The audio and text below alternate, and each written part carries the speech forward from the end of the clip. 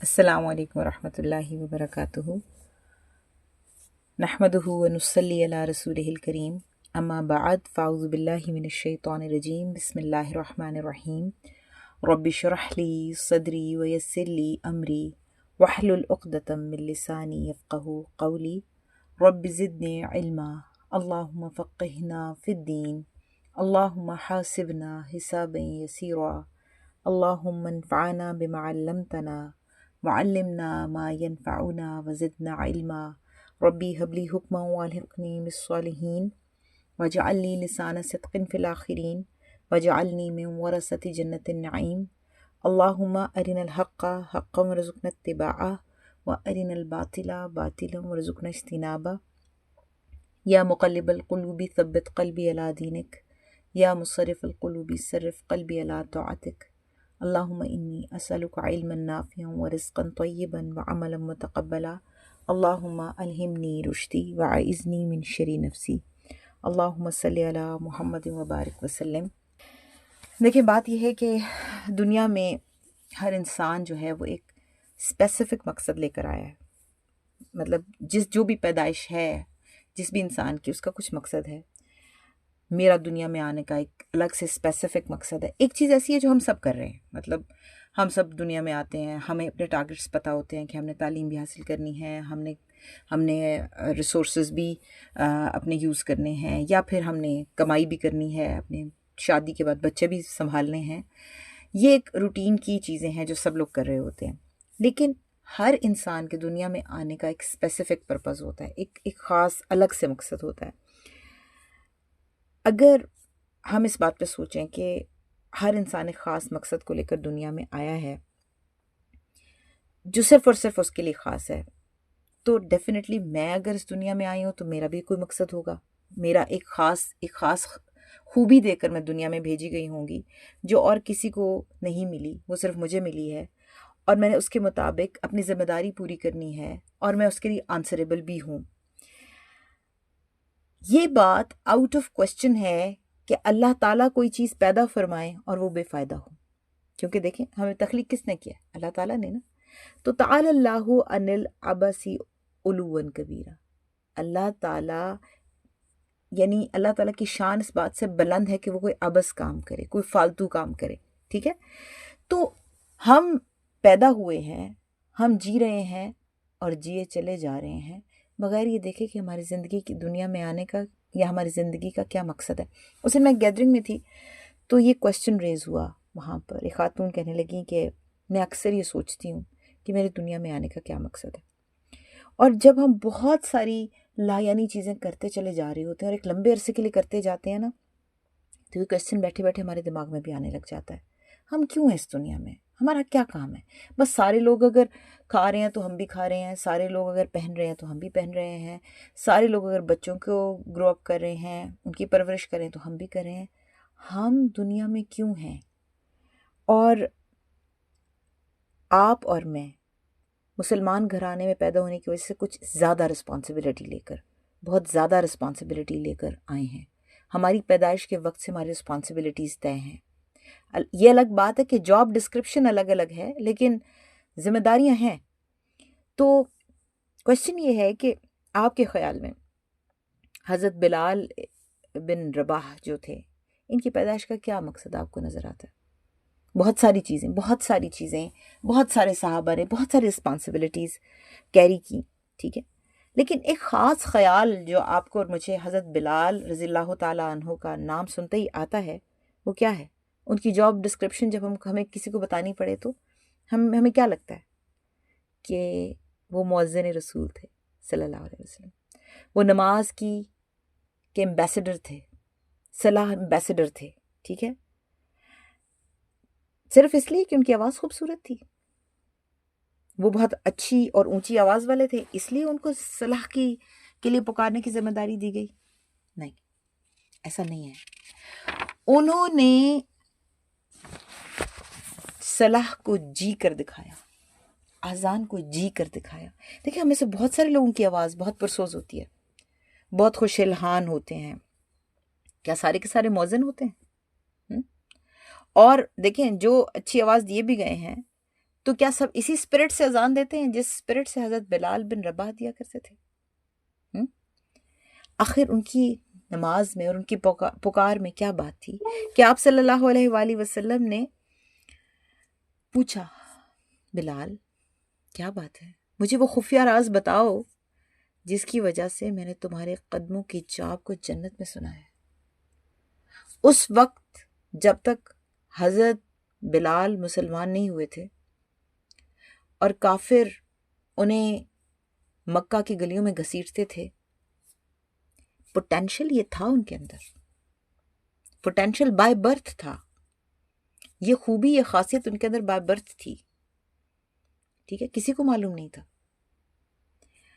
آپ اور میں جب جب جب آپ صلی اللہ علیہ وسلم نے پوچھا حضرت بلال سے، تو حضرت بلال کا کیا جواب تھا رضی اللہ تعالیٰ عنہ کا؟ یا رسول اللہ صلی اللہ علیہ وسلم، ایسا کچھ خاص عمل تو نہیں ہے، لیکن جب بھی میں دن رات میں میرا وضو ٹوٹ جاتا ہے تو میں دوبارہ سے وضو کرتا ہوں اور 2 رکعت نماز تحیۃ الوضو کی پڑھ لیتا ہوں، 2 رکعت نماز تحیۃ الوضو کی پڑھ لیتا ہوں۔ اب حضرت بلال صحابہ کی پوری جماعت میں سے ہمیں صلاح ایمبیسڈر کیوں نظر آتے ہیں؟ باقی صحابہ بھی اذان دیتے تھے، باقیوں نے بہت بہت عمریں گزاری، لیکن کیا وجہ ہے کہ آپ صلی اللہ علیہ وسلم کے وصال کے بعد جب حضرت عمر فاروق رضی اللہ تعالیٰ عنہ حضرت بلال کو مدینہ بلایا اور حضرت بلال نے اذان دی تو مدینہ کی گلیوں میں کوہرام مچ گیا؟ کیوں؟ اور کبھی کسی نے اذان نہیں دی؟ ایک اسپیشل پوٹینشل جس کی وجہ سے جو حضرت بلال رضی اللہ تعالیٰ عنہ کی پہچان بنا، وہ اسپرٹ جو اس کے پیچھے ورک کر رہی تھی، وہ اسپرٹ، اس وجہ سے ہم ان کو صلاح ایمبیسڈر کہتے ہیں۔ امام القیم اپنی ایک کتاب میں لکھتے ہیں، اس کتاب کا نام ہے تحفۃ المودود باحکام المولود۔ وہ لکھتے ہیں کہ یہ کتاب دراصل پیرنٹنگ کے بارے میں، مطلب ان کی یہ بک جو ہے بیسیکلی یہ پیرنٹنگ کے بارے میں ہے۔ تو اس میں بتاتے ہیں کہ آپ جس طرح اپنے بچے کو اس کی پرورش کرتے ہیں نا، تو اس کا پرپز آف لائف ڈھونڈنے میں مدد دیں۔ یہ آپ کی رسپانسبلٹی ہے کہ اس کا پرپز آف لائف ڈھونڈنے میں مدد دیں۔ آج کا ٹاپک چوز کرنے کا پرپز، شعبان کے مہینے میں رمضان آ رہا ہے، کیوں وائی، یہ ٹاپک کیوں؟ دیکھیں، یہ بات آج آپ اور میں تسلیم کر لیں کہ ہم بس فار نتھنگ ایک ان نون ڈائریکشن میں وہ چیزیں کیے چلے جا رہے ہیں جو چیزیں کرنا، ہم بلا مقصد زندگی گزار رہے ہیں، مطلب ہماری زندگی کو ٹارگٹ نہیں ہے۔ کبھی فون اٹھایا، کچھ تھوڑا سا ہمیں اگر کچھ اسپریچول اپلفٹ مل رہا ہوتا ہے، ہم فون اٹھاتے ہیں، اپنا موبائل اٹھاتے ہیں اور 2-4 لیکچرز سن لیتے ہیں، ایک روزہ بھی رکھ لیتے ہیں ساتھ میں، 2-4 نفل پڑھ لیتے ہیں، پھر 1-2 تسبیحات پڑھ لیتے ہیں۔ یہ معاملہ کچھ 2-4 دن چلتا ہے، ہفتہ چلتا ہے، 10 دن چلتا ہے، یا صرف رمضان کے مہینے کے لیے چلتا ہے۔ اس کے بعد پھر ہم دوبارہ سے جیسے وہ الاسٹک سے کھینچتے ہیں، دوبارہ سے چیز پوری قوت کے ساتھ واپس آ جاتی ہے، ہم پوری قوت کے ساتھ دنیا میں واپس آ جاتے ہیں۔ کوئی چیز ہمارا پیشن کیوں نہیں بن رہی؟ ہم زندگی میں اس استقامت کے ساتھ کیوں نہیں موو آن کر پا رہے ہیں؟ ہم دوبارہ سے توبہ کرتے ہیں، بار بار ٹوٹتی ہے، کوئی بات نہیں، لیکن ہمیں اپنی زندگی کا، ہم ایک ٹنل میں ہیں جس میں ہمیں آگے کوئی روشنی کا سرا نظر نہیں آ رہا۔ ہم اس اندھیری ٹنل میں، سب لوگ جہاں پر خوش ہیں تو ہم بھی خوش ہیں۔ ہم نے اسی طریقے سے، یہ جس طرح باقی لوگ زندگیاں گزار کر لبے گور جا رہے ہیں، ہم نے بھی چلے جانا، لیکن ہم کچھ زیادہ رسپانسبلٹیز لے کر پیدا ہوں گے، ہم نے کچھ زیادہ جواب دینے ہیں، کیونکہ ہم زیادہ پریویلیجڈ ہیں۔ پریویلیج کیوں ہیں؟ ہم مسلمان گھرانے میں پیدا ہوئے، جتنی تگو تو آدھی زندگیاں لوگوں کے حق کو تلاش کرنے میں گزرتی ہیں، ہم حق کی سینس دے کر پیدا کیے گئے۔ ہم جب پیدا ہوئے تو ہمارے کانوں میں اذانیں دی گئی ہیں، ہماری رسپانسبلٹی زیادہ ہوگی نا۔ لیکن ہم بھی انہی لوگوں کے پیٹرن پر جی رہے ہیں جو لوگ بغیر کانوں میں اذان دیے پیدا ہوئے تھے اور اب تک وہ اپنی جوانی کو پہنچ چکے ہیں، جو ان کو ان کی زندگی کا اگر کوئی مقصد نظر نہیں آتا تو ہمیں بھی نظر نہیں آتا۔ بلا مقصد زندگی، وہ کہتے ہیں نا کہ مفت وکاندی جاندی باندی، مل ماہی جند ایویں جاندی۔ جب اللہ کو نہیں پہچانا، جب آپ نے اللہ کی معرفت حاصل نہیں کی، اپنی زندگی کے مقصد کو نہیں پہچانا، تو پھر وہ زندگی تو ضائع گئی نا۔ وہ جب ہم اپنے مقصد کو نہیں پہچانتے تو یہ چند بکھری بکھری کوششیں کر کے نا ہم زندگی گزار کے چلے جاتے ہیں. کیا کیا ہم نے امت کے لیے؟ کیا کیا ہم نے اپنے آنے والی نسلوں کے لیے، اللہ کے کلمے کو بلند کرنے کے لیے کیا کیا؟ کیا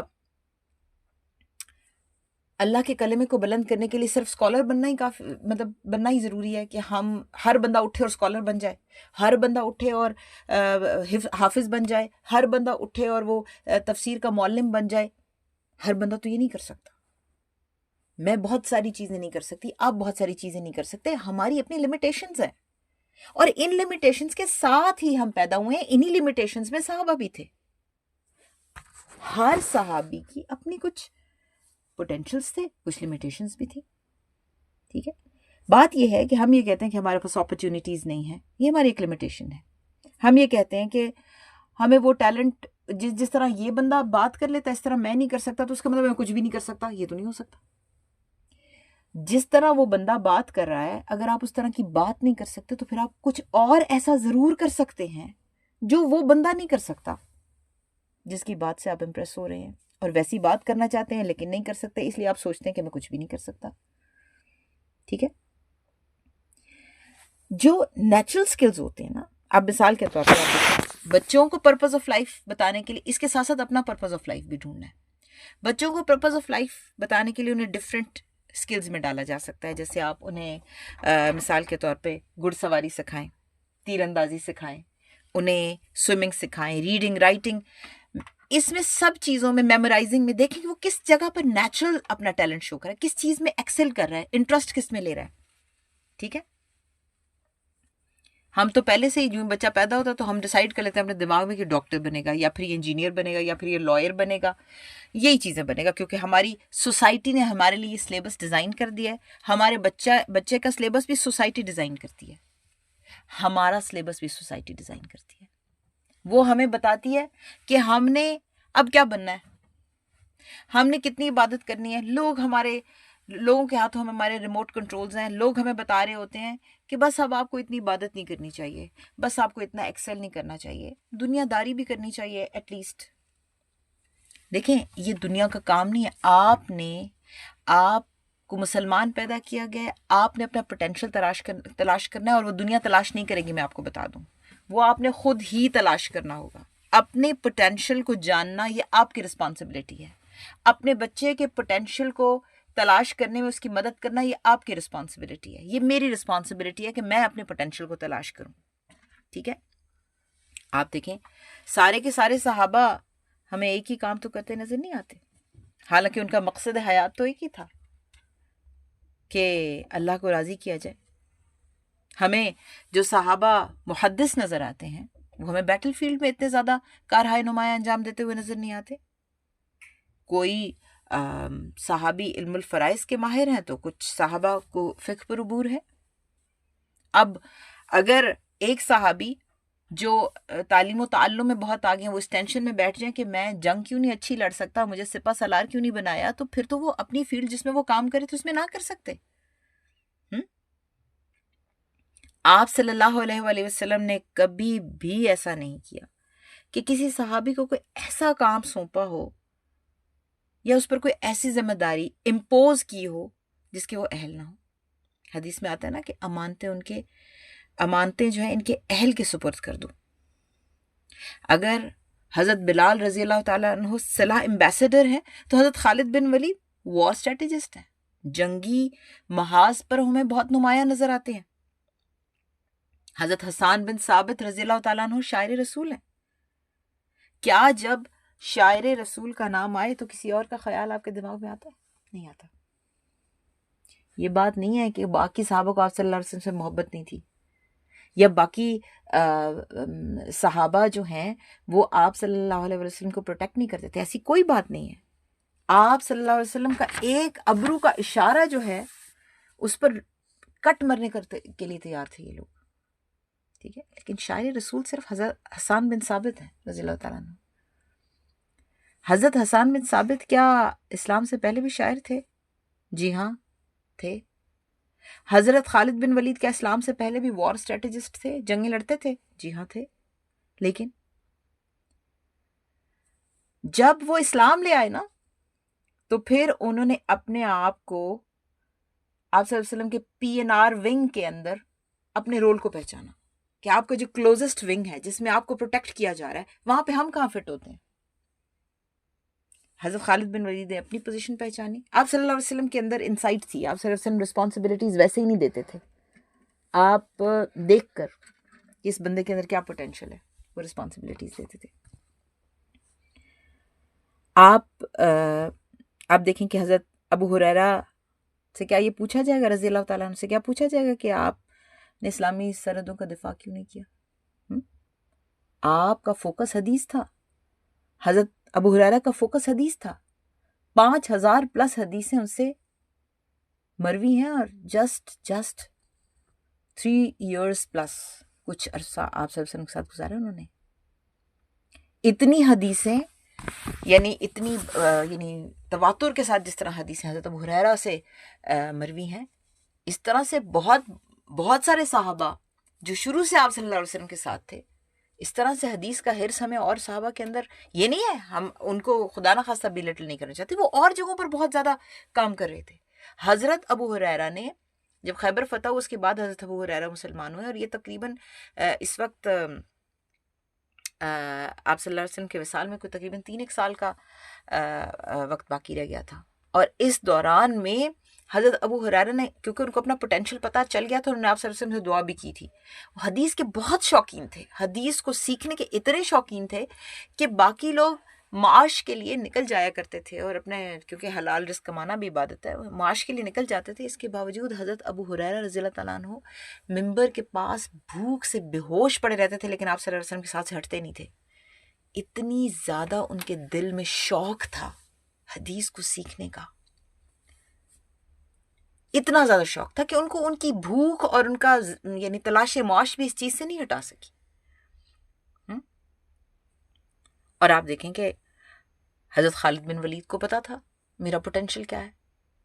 انہوں نے اسلام قبول کرنے کے بعد بھی وہ پوٹینشیل، وہ ٹیلنٹ اپنا اسلام کو دیا، اللہ کا کلمہ بلند کیا. ہم نے دوسری طرف ہم نے ہر بچے کی پیدائش کے فوراً بعد ایک فریم سوچا ہوا ہوتا ہے، جی یہ فریم ہے، اس میں ڈال کر اسی چکر میں گھما کر بچے کو بچپن سے اس کی نرچرنگ کرنا شروع کر دیتے ہیں کہ جی تم نے بڑے ہو کے یا ڈاکٹر بننا ہے یا تم نے انجینئر بننا ہے، جہاں پر پیسہ زیادہ آ رہا ہو، ہمیں لگتا ہے اس کا سکوپ زیادہ ہے. دیکھیں یہ ہنر ہے، ایک ہوتا ہے پیشن. آپ اسلام کو جب بھی سرو کریں گے اپنے پیشن سے کریں گے. پیشن کے لیے آپ کو کوئی گائیڈ نہیں کرتا. آپ کسی کو زور زبردستی سے کسی بھی چیز کو کسی دوسرے بندے کا شوق نہیں بنا سکتے. شوق بننے کے لیے اس کے اندر اس کا پوٹینشیل ہونا بہت ضروری ہے. اب آپ دیکھیں کہ قریش میں اور دور جاہلیت میں پہلے بھی، کیونکہ جنگیں بھی ہوتی تھیں تو ریپ بیٹلز ہوتی تھی. ریپ بیٹلز ہوتی ہیں کہ شاعری کے ذریعے نا ایک دوسرے پر اٹیک کرتے ہیں، ہجو کرتے ہیں ایک دوسرے کی. تو قریش کیا کرتے تھے کہ آپ صلی اللہ علیہ وسلم پر شاعری کے ذریعے اٹیک کرتے تھے. تو حضرت حسان بن ثابت کو آپ صلی اللہ علیہ وسلم نے حکم دیا کہ تم ان کو رسپانس کرو، تم ان کو جواب دو. یہ دین کے حجف کرتے ہیں، آپ صلی اللہ علیہ وسلم کے یعنی میرے حجف کرتے ہیں، تو تم ان کو جواب دو. حضرت حسان بن ثابت اس کو اپنے ٹیلنٹ کو یوز کرتے تھے. یہ اسکل ان کے پاس پہلے سے تھا، لیکن اب انہوں نے اسی اسکل کو اللہ کا کلمہ بلند کرنے کے لیے لگا دیا. آپ کے پاس خدمت کا اسکل ہے، آپ اسے یوز کریں. ٹھیک ہے، دیکھیں آپ اگر ایک عورت سارا دن کچن میں رہتی ہے اور وہ اپنے فرائض ادا کرنے کے بعد اس کو دوبارہ کچن میں جانا پڑتا ہے، تو اللہ تعالیٰ نے اس کو خدمت کا، لوگوں کی خدمت کرنے کا ایک ٹیلنٹ دیا ہے، اور وہ اسی کے ذریعے سے اللہ کا قرب حاصل کر رہی ہے. ہو سکتا ہے کہ وہ آپ کو 24/7 جائے نماز پر نظر نہ آئے، تو اس کا مطلب ہے وہ گناہ گار ہے؟ نہیں. اس نے اپنا ٹیلنٹ پہچان لیا ہے، اور جب آپ اپنا ٹیلنٹ پہچان لیتے ہیں اور آپ اللہ کے چہرے کی خاطر اس کام کو کرنے کی نیت کر لیتے ہیں، تو وہی کام آپ کی عبادت بن جاتا ہے. اب حضرت حسان بن ثابت کا جو ایک رول ہے، ویسا رول اور کسی کا ہمیں یوں نظر نہیں آ رہا. انہوں نے اپنے پوٹینشل کو، اپنے اسکل کو اللہ کا کلمہ بلند کرنے کے لیے استعمال کیا۔ ایک دفعہ ایک شخص حضور پاک صلی اللہ علیہ وسلم کے پاس آیا اور اس نے کہا کہ یا رسول اللہ صلی اللہ علیہ وسلم، قرآن میں نا کچھ غلطیاں ہیں، ٹھیک ہے۔ اب آپ صلی اللہ علیہ وسلم اس وقت اکیلے بیٹھے ہوئے تھے اور آپ نے کہا اچھا ٹھیک ہے۔ آپ کا خادم دروازے پہ تھا، اس نے کہا کہ دیکھیں قرآن میں نا شیر کے لیے قصورہ کا ورڈ استعمال ہوا ہے اور ہم قصورہ ورڈ کو نہیں جانتے، ہم شیر کو اسد کہتے ہیں۔ آپ صلی اللہ علیہ وسلم فرمایا اچھا۔ اور دوسرا یہ کہ ہمیں جب کوئی چیز عجیب لگتی ہے تو ہم اس کو عجیب کہتے ہیں، عجاب نہیں کہتے۔ قرآن مجید میں عجاب کا ورڈ یوز ہوا ہے۔ آپ صلی اللہ علیہ وسلم اچھا ٹھیک ہے۔ اور ہم اپنے بڑوں کے لیے کبیر کا ورڈ یوز کرتے ہیں، قرآن مجید میں کبار کا ورڈ ہے۔ آپ صلی اللہ علیہ وسلم نے مین وائل اپنے خادم سے یہ کہا کہ جاؤ حسان بن ثابت کو بلا کر لاؤ۔ خیر وہ حضرت حسان بن ثابت کو بلا لائے۔ اب حضرت حسان بن ثابت کو نہیں پتا کہ کیا بات ہوئی اس بندے کے درمیان اور آپ صلی اللہ علیہ وسلم کے درمیان۔ اب آپ صلی اللہ علیہ وسلم نے حضرت حسان بن ثابت کو بلایا اور کہا کہ حسان بیٹھ جاؤ۔ اب حضرت حسان بن ثابت رضی اللہ تعالیٰ عنہ بیٹھنے لگے تو آپ صلی اللہ علیہ وسلم فرمایا حسان تم جاؤ۔ اب حضرت حسان جب دروازے تک پہنچے تو آپ صلی اللہ علیہ وسلم فرمایا حسان تم واپس آؤ، یہاں بیٹھ جاؤ۔ اچھا، اب وہ بیٹھنے لگے تو آپ صلی اللہ علیہ وسلم فرمایا نہیں تم جاؤ۔ اب حضرت یہ تھوڑا ان یوزول تھا نا، تو حضرت حسان بن ثابت رضی اللہ تعالیٰ عنہ بہت حیران ہوئے اس بات پر۔ تو حیرت سے انہوں نے آپ صلی اللہ علیہ وسلم کو مخاطب کیا اور کہا یا قصورۃ العرب، ہے عرب کے شیر، یا قصورۃ العرب انتا کبارنا، آپ ہمارے بڑے ہیں، انتا کبارنا ھذا شیء عجاب۔ یعنی آپ دیکھیں کہ وہی تینوں ورڈز حضرت حسان بن ثابت نے یوز کیے جن کا کوشچن لے کر وہ آدمی آیا تھا کہ ہم اسد کی جگہ، ہم قصورہ کی جگہ اسد کا ورڈ یوز کرتے ہیں شیر کے لیے، ہم بڑوں کے لیے کبیر کا ورڈ یوز کرتے ہیں کبار کی بجائے، اور ہم عجیب چیز کے لیے عجیب کا ورڈ یوز کرتے ہیں عجاب کی بجائے۔ تو قرآن میں یہ تینوں ورڈ اس طرح سے آئے ہیں، اور حضرت حسان بن ثابت بعد میں آ رہے ہیں اور وہ اسی طریقے سے آپ کو مخاطب کر رہے ہیں یا قصورۃ العرب انتا کبارنا ھذا شیء عجاب۔ اب آپ دیکھیں گے یہ ٹیلنٹ فوراً اتنی خوبصورتی سے جواب دینے والا اللہ تعالیٰ نے اسپیسیفکلی ان کو دیا، ٹھیک ہے۔ تو آپ دیکھیں کہ ہم جو یہ چاہتے ہیں نا کہ ہم دین کی خدمت کرنے کا مطلب یہ ہے کہ ہم سارے کے سارے لوگ اسکالرز بن جائیں، ممبر پر بیٹھ جائیں اور لوگوں کو دین کی طرف بلانا شروع کر دیں، یہ پاسبل نہیں ہے۔ ہم سب کی میکنگ ایک ہی پیٹرن پر نہیں ہوئی۔ آپ کو نہیں پتا کہ آپ کسی بھی کام کا پرزہ بنتے ہیں نا اگر اپنے پوٹینشل کو دیکھتے ہوئے، تو کتنی زیادہ یعنی آپ خدمت دین کی کر سکتے ہیں اگر آپ نے ٹرو پوٹینشل کو ہٹ کر جاتے ہیں۔ آپ دیکھیں کہ ہماری زندگی کا بیسٹ مومنٹ یہ ہے کہ جب ہم یہ جان لیں کہ یہ میری زندگی کا مقصد ہے، اچھا اب یہ میری زندگی کا مقصد ہے، میں اس لیے دنیا میں آئی ہوں اور میں نے اس ٹیلنٹ کے ذریعے اللہ کا کلمہ بلند کرنا ہے۔ اللہ کا کلمہ تو حضرت حسان بن ثابت بھی بلند کر رہے تھے، اللہ کا کلمہ تو حضرت خالد بن ولید بھی بلند کر رہے تھے، اللہ کا کلمہ تو حضرت ابو ہریرہ رضی اللہ تعالیٰ عنہ بھی بلند کر رہے تھے، اور بہت سارے صحابہ جن کے نام میں اب یہاں نہیں لے رہی، لیکن اپنے اپنے فیلڈز میں آپ دیکھیں کہ آپ کو پتا، آپ اس کو تلاش کرنا شروع کریں تو آپ کو پتا چل جائے گا کہ یہ کام جو ہے نا، یہ اپنے تمام دوست احباب میں سے، اپنے گھر والوں میں سے، اپنے تمام ملنے جلنے والوں میں سے میں سب سے زیادہ احسن طریقے سے کر سکتی ہوں، ٹھیک ہے۔ اور ضروری نہیں ہے کہ، اور قطعاً ضروری نہیں ہے کہ آپ وہ سب کام بہت اچھے طریقے سے کریں جو دوسرے لوگ کر رہے ہیں، ضروری نہیں ہے، لیکن کوئی ایک کام آپ سب سے زیادہ اچھے طریقے سے کر سکتی ہیں، ٹھیک ہے، وہ آپ کا پوٹینشل ہے۔ اگر آپ سے ایک کام بہت اچھے طریقے سے ہو رہا ہے نا، تو اس کے لیے کوئی ضروری نہیں ہے کہ آپ دوسرے لوگوں کو کہ اوپر عرصہ حیات تنگ کرتے پھریں کہ بھائی اگر میں یہ کام اچھا کری ہوں تو تمہیں بھی اچھا کرنا چاہیے. ہو سکتا ہے اس کے اندر اس کام کو اس طرح سے کرنے کا پوٹینشیل ہی نہ ہو جیسا آپ کر رہی ہیں. آپ کو اگر اللہ تعالیٰ نے اچھا لکھنے کی صلاحیت دی ہے تو آپ چاہیں کہ ساری دنیا اچھا لکھنے لگے. آپ کو اگر اللہ تعالیٰ نے خدمت کی صلاحیت دی ہے تو آپ چاہیں کہ ساری دنیا خدمت کرنے لگے. آپ کو اگر اللہ تعالیٰ نے اچھی بات کرنے کی صلاحیت دی ہے تو آپ چاہیں کہ ساری دنیا اچھی بات کرنے لگے. ایسا نہیں ہوتا. آپ کو کیا لگتا ہے کہ حضرت عائشہ صدیقہ رضی اللہ تعالیٰ عنہ کا کیا اسپیشل ٹیلنٹ تھا؟ ان کا نالج نا، ان کی میموری. باقی بھی ازواج سے بہت زیادہ احادیث مروی ہیں لیکن 2500+ حدیثیں صرف حضرت عائشہ صدیقہ سے مروی. ایکسٹریملی فوٹوگرافک میموری تھی، شاندار میموری. حضرت امام بخاری رحمۃ اللہ علیہ کی بھی بہت فوٹوگرافک میموری تھی. ایک بندے کی اتنی شاندار میموری ہو کہ ایک شخص کے منہ سے بات نکل رہی ہے اور وہ یاد اس کو ہو جائے. اگر آپ میں یہ سکل ہے تو ضرور آپ کو عالم دین ہونا چاہیے، آپ کو اسکالر ہونا چاہیے. کیونکہ کچھ لوگوں کی ایسے اب نارمل طریقے کی فوٹوگرافک میموری تھی. اب نارمل کا ورڈ میں نے ایسے ہی یعنی استعمال کیا. اب نارمل سے مراد بہت ایکسٹریملی فوٹوگرافک میموری. ایسے لوگ حدیثیں یاد کریں، ایسے لوگ قرآن کو یاد کریں، ایسے لوگ اسکالر بنیں. لیکن آپ صلی اللہ علیہ وسلم کی صحابیات میں آپ نے دیکھا ڈفرینٹ پوٹینشیلس تھے. سارے تو محدث نہیں تھے نا. حضرت عائشہ صدیقہ کی اسپیشلٹی ہے کہ انہوں نے، ان کا ایک تو ایج کم تھی، دوسرا یہ ٹیلنٹ بھی تھا کہ انہوں نے حدیثیں یاد بھی کی اور روایت بھی کی. ٹھیک ہے. حضرت خدیجۃ الکبریٰ رضی اللہ تعالیٰ عنہ، کیا آپ کو لگتا ہے ان کا کیا پوٹینشیل تھا؟ وہ ایک بزنس آئیکن تھی اور she was best in trading commerce. ٹھیک ہے. انہوں نے کس طرح سے دین کو سرو کیا ہوگا؟ بزنس کا کیا تعلق ہے دین سے بھلا؟ ہم نے تو بس دین کو ایک چھوٹے سے 2-2.5 فٹ کی ہماری جو جائے نماز ہوتی ہے بس وہی دین ہے ہمارا.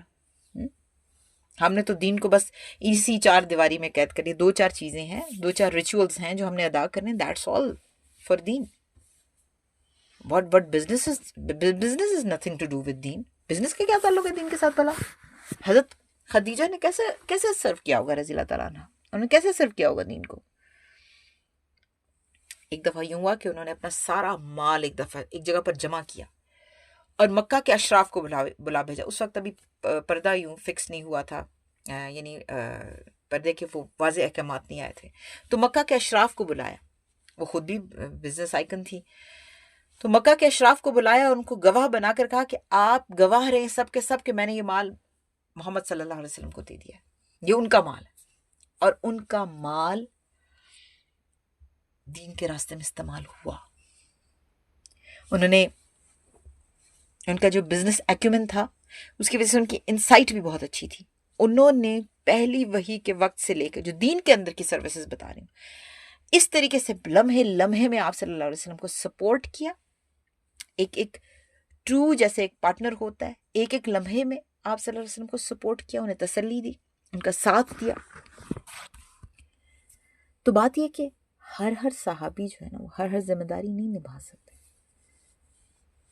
ہر صحابی نے ہر ذمہ داری نبھائی بھی نہیں اور آپ صلی اللہ علیہ وسلم نے ان کو ہر ذمہ داری دی بھی نہیں ہے. حضرت ابو ذر غفاری بہت جید صحابی ہیں اور آپ صلی اللہ علیہ وسلم حضرت ابو ذر غفاری سے محبت بھی بہت تھی. آپ کو واقعہ یاد ہوگا نا کہ جب تبوک میں نا سب جا رہے تھے، مطلب کہ تبوک میں سب کا جانا کمپلسری تھا. آپ کو پتہ ہے نا، جیش العسرہ کہتے ہیں تبوک کو، کیونکہ بہت مشکل غزوہ تھا، بہت زیادہ گرمی بھی تھی اور ریسورسز بہت کم تھے اور 30,000 کا لشکر تھا اور صحرا کا سفر تھا 700 کلومیٹرز راؤنڈ اباؤٹ. ٹھیک ہے.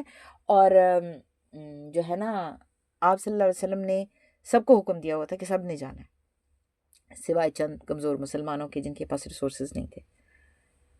تو آپ صلی اللہ علیہ وسلم جب لشکر روانہ ہوا تو 30,000 میں کہاں پتہ لگتا کون آیا کون نہیں آیا. تو آپ صلی اللہ علیہ وسلم نے ایک جگہ پڑاؤ ڈالا تو حضرت ابو ذر غفاری نظر نہیں آئے آپ صلی اللہ علیہ وسلم کو. تو آپ نے دیکھا کہ وہ نہیں ہے. ٹھیک ہے. تو ادھر معاملہ یہ ہوا تھا کہ حضرت ابو ذر غفاری کی جو سواری ہے نا وہ بیٹھ گئی تھی چلتی نہیں تھی، یعنی وہ اونٹ نہیں چلتا تھا جس پر وہ سوار ہو کر انہوں نے موو کرنا تھا. تو کافی دیر تک اس کے ساتھ کوشش کرتے رہے. اس دوران میں قافلہ روانہ ہو گیا. تو آخرکار انہوں نے سارا سامان اپنے کندھوں پر لادا اور پیدل چل پڑے. ٹھیک ہے. تو آپ صلی اللہ علیہ وسلم نے اس پڑاؤ کے دوران دور سے کسی کو آتے دیکھا. اب پتہ نہیں چل رہا تھا کہ وہ کون ہے نا. تو جب دور سے ایک ایسے آپ کو ہیولا سا جیسے نظر آتا ہے نا، دور سے جیسے کوئی آ رہا ہے، شکل نہیں نظر آ رہی ہوتی، تو آپ صلی اللہ علیہ وسلم نے اپنی خواہش کا اظہار اس طرح سے کیا. آپ صلی اللہ علیہ وسلم نے فرمایا ابو ذر ہو جا. ٹھیک ہے. تو جب وہ قریب آئے تو وہ ابو ذر تھے، حضرت ابو ذر غفاری رضی اللہ تعالیٰ عنہ. تو ہوا یوں کہ مدینہ کی ریاست جب ایکسپینڈ ہوئی تو حضرت ابو ذر غفاری آپ صلی اللہ علیہ وسلم سے ریکویسٹ کرتے ہیں کہ آپ مجھے نا ان پروونسز کا حاکم بنا دیں. آپ صلی اللہ علیہ وسلم فرمایا یا ابا ذر انکا ضعیف، آپ اس ذمہ داری کو نبھانے کے لحاظ سے کمزور ہیں.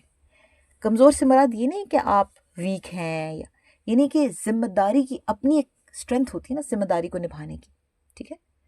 تو اتنے جید اور اتنے یعنی کلوز صحابی کو آپ صلی اللہ علیہ وسلم فرما رہے ہیں کہ نہیں، آپ یہ ذمہ داری نہیں نبھا سکتے. ٹھیک ہے.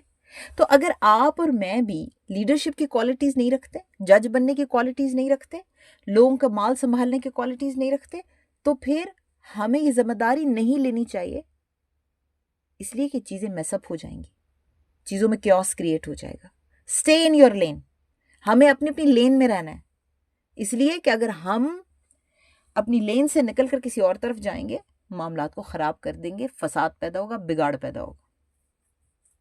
اب ہمارے یہاں ہوتا ہے کہ ہر بندہ رمضان شروع ہوتا ہے، ہر بندہ میں آپ ایکس وائی زیڈ تراویاں بھی پڑھانی شروع کر دیتا ہے، دورہ قرآن بھی کرانا شروع کر دیتا ہے. اب یہ ہر بندے کا فیل نہیں ہے. ایک شخص آیا آپ صلی اللہ علیہ وسلم کے پاس، تو اس نے کہا کہ آپ ہمارے ساتھ کسی ایسے شخص کو بھیج دیں جو ہمیں دین کی تربیت بھی دے، طاقتور بھی ہو اور امانت دار بھی ہو. آپ صلی اللہ علیہ وسلم فرمایا کہ اچھا ٹھیک ہے، تم نماز کے بعد میرے پاس آنا، میں نا تمہارے ساتھ کسی ایسے بندے کو بھیج دوں گا. اب حضرت عمر فاروق رضی اللہ تعالیٰ عنہ کہتے ہیں کہ میں نا مسجد بھی جلدی چلا گیا اس دن، اور جب نماز ہوئی نا تو میں اپنی گردن ذرا نا اونچی کر کے بیٹھ گیا. آپ صلی اللہ علیہ وسلم نے جب ویو کیا نا سارے نمازیوں کو، تو میں اپنی گردن ذرا اونچی کر کے بیٹھ گیا. اب وہ کہتے ہیں کہ یہ بات نہیں ہے کہ میں پراؤڈ تھا کہ میں بہت امانت دار ہوں اور بہت طاقتور ہوں، لیکن میرا دل میں یہ خواہش تھی کہ جو خوبیاں اس بندے نے مانگی ہیں اپنی قوم کے لیے، اور جو آپ صلی اللہ علیہ وسلم فرمایا ہے کہ میں ایسے شخص کو تمہارے ساتھ بھیجوں گا جو امانت دار بھی اور طاقتور بھی ہو، تو میرا دل تھا کہ یہ خوبیاں میرے اندر بھی ہوں، آپ صلی اللہ علیہ وسلم میرا انتخاب کریں. تو کہتے ہیں کہ میں نا آپ صلی اللہ علیہ وسلم جب 2-3 دفعہ ایسے نمازیوں کے اوپر نظر دوڑائی تو میں نا گردن اونچی کر کے نا آپ کو اپنا آپ ذرا پرومیننٹ کر رہا تھا کہ شاید مطلب ایسا نہ ہو کہ میں آپ کو نظر نہ ہوں. تو آپ صلی اللہ علیہ وسلم نے جب ویو کیا تو حضرت ابو عبیدہ بن جراح کو ان کے ساتھ بھیجا. ٹھیک ہے. اب کیا حضرت عمر فاروق میں کوئی کم کوالٹیز تھیں، لیکن جو چیزیں اس وقت اس جگہ کے حساب سے چاہیے تھیں وہ آپ صلی اللہ علیہ وسلم نے اپنی انسائٹ سے حضرت ابو عبیدہ بن جراح کے اندر دیکھی، اور حضرت ابو عبیدہ بن جراح کو یہ ذمہ داری دے دی. تو ہم نے کیا کرنا ہے، آپ نے اور میں نے کیا کرنا ہے، ہم نے اپنی فلو سٹیٹ پہچاننی. ایسا کام جس کو ہم پیشن کی طرح کریں، ایسا کام جس میں ہم جس کو کرتے ہوئے گھڑی نہ دیکھتے رہیں. جب ہم کام کر رہے ہو نا تو گھڑی نہ دیکھتے رہیں. وہ کام جس کو آپ پیشن کی طرح کرتے ہیں نا اس میں گھڑی نہیں دیکھتے بار بار. اس کی نسبت جو کام آپ کو مشکل لگ رہا ہوتا ہے نا اس میں ہم بار بار گھڑی دیکھتے ہیں. ایسا کام ایسی چیز آپ کا پوٹینشیل نہیں ہے. میں یہ بتا دوں یہ چیز آپ کا پوٹینشیل نہیں ہے. آپ کو جو کام مشکل لگتا ہے آپ بار بار گھڑی دیکھتے ہیں، جو کام مشکل نہیں لگتا آپ کر کے وقت سے دگنا وقت لگا دیتے ہیں، آپ کو وقت کے گزرنے کا پتہ ہی نہیں چلتا. ٹھیک ہے. تو اب یہاں تک ہمیں یہ بات سمجھ میں آ گئی کہ ہمیں اپنا پوٹینشیل تلاش کرنا ہے تاکہ ہم جو زندگی باقی رہ گئی ہے نا اس میں ایک بامقصد زندگی گزار سکیں اور دین کو فائدہ دے سکیں. دیکھیں دین کو فائدہ دینا الٹیمیٹ گول ہے ہمارا. ہم دین اللہ کا کلمہ بلند کرنے کے لیے ہمارا کام صرف یہ نہیں ہے کہ ہم یہاں پر آئیں اور اپنے ریڈیس کا کام یعنی اپنے ذات کے لیے سوچ کے ٹھیک ہے یہ ہماری فرسٹ اینڈ اٹموسٹ رسپانسبلٹی ہے کہ ہم اپنے منہ میں حلال کا نوالا ڈالیں، اپنے بچے کے منہ میں حلال کا نوالا ڈالیں، خود بھی جو ہے دین کا کام یعنی دین کو اتنا سمجھیں کہ ہمیں خود صحیح نماز پڑھنی ہے، خود صحیح قرآن پڑھنا ہے. لیکن یا ایھا الذین آمنوا قوا انفسکم واہلیکم نارا، اپنے آپ کو اور اپنے گھر والوں کو آگ سے بچاؤ. اپنے آپ کو اپنے گھر والوں کو آگ سے بچا کر تو ہمارا ذاتی معاملہ پورا ہو گیا. اب اس سے زیادہ کچھ کرنا ہے نا، اس سے زیادہ کچھ کرنا ہے کہ زندگی میں ہم کچھ ایسا کر جائیں کہ دیکھیں جہاد ہر لیول پر ہوتا ہے. آپ صرف سرحدوں پر جہاد نہیں کرتے، آپ ایک یعنی ہر لیول پر ہو رہا ہوتا ہے. اللہ کا کلمہ بلند کرنے کے بہت سارے راستے ہیں. جیسے میں نے آپ کو بتایا کہ حضرت خالد بن ولید سرحدوں پر کام کر رہے تھے، حضرت ابو ہریرہ رضی اللہ تعالیٰ عنہ محدث تھے، حضرت حسان بن ثابت ریپ بیٹلز میں رسپانس کر رہے تھے. تو آپ اور میں بھی تو کوئی کام کر سکتے ہیں نا، جو دور حاضر کے چیلنجز ہیں ہم اس میں کام کر سکتے ہیں نا لوگوں کے لیے. اچھا اب ہمیں یہ پتہ چل گیا، اب ہم نے بہت سٹرگل کی، مہینہ 2 مہینے 3 مہینے 4 مہینے، تو ہمیں پتہ لگا کہ یہ میرا پوٹینشیل ہے. ماضی کے بھی کچھ دیکھے، اپنے ہیبٹس کو دیکھا، اپنے بچے کے ہیبٹس کے لیے بھی اپنے دیکھے نہیں آ جائیں گے تو بچے کی بھی آ جائیں گے. تو پتہ چل گیا کہ ہم کیا کر سکتے ہیں. اب اگلا سٹیپ کیا ہوگا؟ اب یہاں تک بات ہماری جاننے کی تھی کہ ہم نے جاننا کہ میرا پوٹینشیل کیا ہے، ٹھیک ہے، میرا ٹیلنٹ کیا ہے، میری خوبی کیا ہے جس کو میں دین کے راستے میں لگا سکتی ہوں. اب آپ نے خدمت، طاقت، علم کے میدان میں جہاں پر بھی آپ فٹ ہوتے ہیں اپنا مال، وقت اس چیز کو سیکھنے میں لگا دیں. اتنا سیکھیں کہ آپ اس چیز پر مہارت حاصل کر لیں. یہ بہت ضروری ہے، یہ بہت ضروری ہے. ٹھیک ہے کہ آپ صلی اللہ علیہ وسلم کی حدیث ہے نا کہ ان اللہ کتب احسان علی کل شیء، اللہ تعالیٰ نے ہر چیز کے اندر احسان کو لکھ دیا، یعنی احسان کو اللہ تعالیٰ نے پسند کیا. اور پھر اس کے بعد کیا ہے؟ آپ صلی اللہ علیہ وسلم کی حدیث میں یہ ہے نا کہ اگر تم کسائی ہو اور تم ذبح کرنے لگو، فَإِذَا ذَبَحْتُمْ فَأَحْسِنُوا الذَّبْحَ، کہ اگر تم ذبح کرنے لگو، تم کسائی ہو تو ماہر کسائی بنو. اگر تم پیشے کے اعتبار سے اگر تم کسائی ہو تو اپنی چھری کو تیز کرو اور اپنے جانور کو راحت پہنچاؤ. یہ تمہارا کام ہے. یہ نہیں ہے کہ اگر تم کسائی ہو تو کتاب ہاتھ میں اٹھا کے لوگوں کو پڑھانا شروع کر دو. نو، تمہارا کام اپنے پروفیشن کے ساتھ احسان کا معاملہ کرنا ہے کہ اپنی چھری کو تیز رکھو. یہ تمہارا کام ہے. ٹھیک ہے، تم نے اگر ہر بندہ دوسرے کے پروفیشن اور دوسرے کے کام پر اوور لیپ کرنے لگے تو چیزیں بہت کیوٹک ہو جائیں گی، بہت زیادہ مسائل پیدا ہوں گے.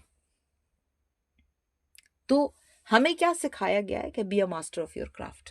آپ کو جو میدان ملا ہے اپنے میدان میں رہیں اور ایکسل کریں، پیچھے نہیں ہٹنا. اگر آپ کو پتہ چل گیا ہے تو آپ نے وہ ذمہ داریاں، وہ خوبیاں اپنے اندر پیدا کرنی اور ایکسیلنٹ لیول تک پیدا کرنی ہے. یہ نہیں کہ اچھا چلو ٹھیک ہے یہ بھی کر لیتے ہیں.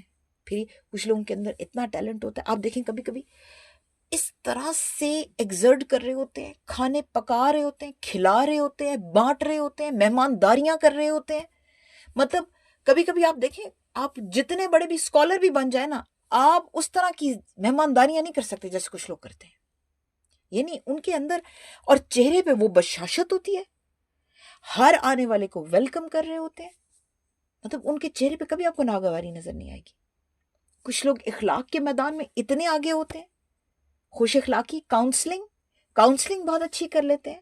یہ سب کیا ہے؟ کاؤنسلنگ کیا ہے؟ تواسی ہے نا. دیکھیں باہر کے ممالک میں اتنی ہیوی فیس پے کر کے کاؤنسلنگ کرنی ہوتی ہے. آپ یہاں اپنے پاکستان میں بھی آپ چلے جائیں کسی سائیکالوجسٹ کے پاس یا کسی بھی کاؤنسلر کے پاس، وہ آپ سے فیس لے گا مشورے کی. ٹھیک ہے، آپ اسی کاؤنسلنگ کو اگر آپ اچھی کاؤنسلنگ کر لیتے ہیں، اچھا مشورہ دے لیتے ہیں، آپ اس کو اللہ کے راستے میں لگائیں، امت کو اس پریشانی اور تکلیف سے نکالیں.